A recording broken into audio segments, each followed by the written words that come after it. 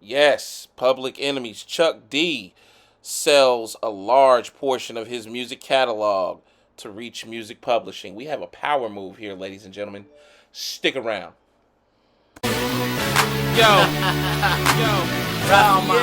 Please make sure that you like, subscribe, and share. Omega Classic Records is the page and the name. Omega None Rhymes Greater.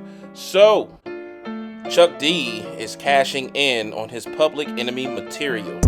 According to a new article from Rolling Stone, Chuck's publisher Reach Music has acquired over 300 of the rapper's songs, with Reach Music now owning 100% of Chuck's songwriter share and 50% of his publishing copyrights. Although neither party has shared the fee that Chuck was paid for the catalog, the Flushing-born rapper has been working with Reach Music for 2 decades.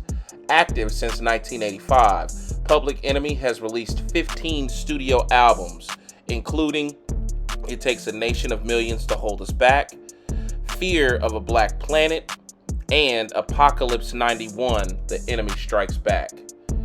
Doing this deal was the right timing forward, says Chuck, and logical evolution of our business together in an ever-changing industry.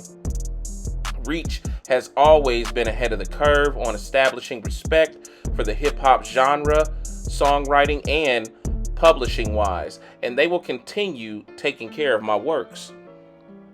Reach Music's president, founder, and owner, Michael Kloster, added, "I'm so grateful to Chuck for our business together as his music publisher throughout these many decades. There's no one more consequential in the world of hip-hop than Chuck D, and he has written iconic and impactful songs that will forever be a part of music history. The team at Reach will continue working hard to protect these works while also including them to the new generation to come." Wow. Wonderful, wonderful, wonderful news. Chuck D makes a tremendous power move. Now, what I don't know is how this may affect whoever else owns the remaining shares of the Public Enemy brand. I don't know what Flavor Flay owns, or if he does, or any of the other members.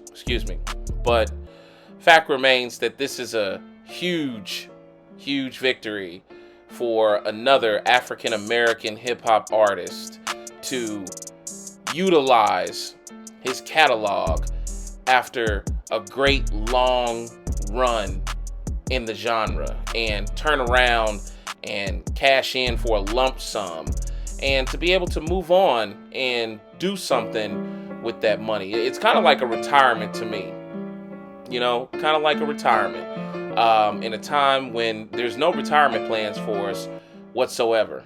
All right, I come from the generation where they told us out the gate, y'all ain't getting no retirement, y'all ain't getting no none of that, whatever else, Social Security, it's raps. So to create that on your own, and excuse me, but with a pen and a pad, man, you gotta respect that.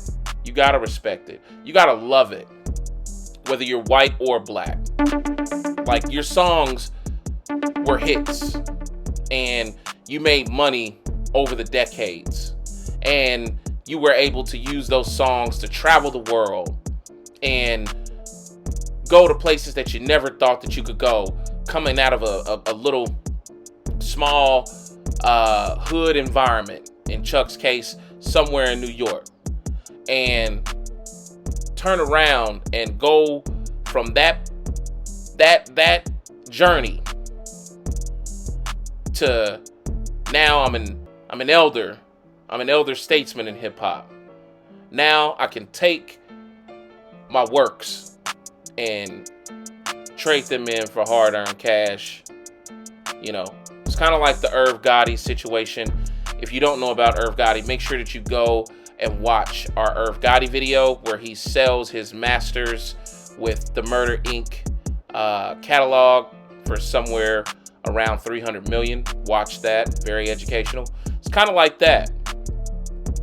What other game is in town for young black men um, that allows them the freedom to be independent, and they're able to provide for themselves and their family, and then turn around and kind of cash in, like a lottery ticket of sorts at the end of the line. Lil Wayne's done it. Who else has done it? Put it in the comments. There's a few artists, and I'm speaking of only black hip-hop artists. We're not talking about Stevie Nicks and going into the rock and roll realm and all of those that have recently sold catalogs. We're talking about these young brothers, a part of a genre that they thought would die and wouldn't make it this far. Now we got brothers coming back and selling that catalog back to white-owned publishing companies and record labels, and walking away with a lump sum of money so they can go and turn around and recreate something else, do something else, and continue their legacy. While their previous legacy still continues, their music is still, going to be put in sync deals where you'll hear Fight the Power in another film, hopefully, or you'll hear it a part of a commercial, or you'll hear it somewhere on television. Yeah, this is what hip hop has done for us. It's provided an outlet for those of whom had no choices and had no outlets. Children of the parents of the Harlem Renaissance era are cashing in now and getting their money's worth. Irv Gotti, 300 million. And now Chuck D. I can't wait till they let it out, until they say, because Fight the Power and all of those other pieces of music that he's come out with, that catalog, it was tremendous. Some of the movies that you remember most and hold near and dear, because of that music playing in the soundtrack. Spike Lee's Do the Right Thing. Come on, man. That's the difference, when we're talking about timeless music versus Dixie Cup music. This is music that's going to live with you forever. And now this brother done shown us this is possible. Another black man.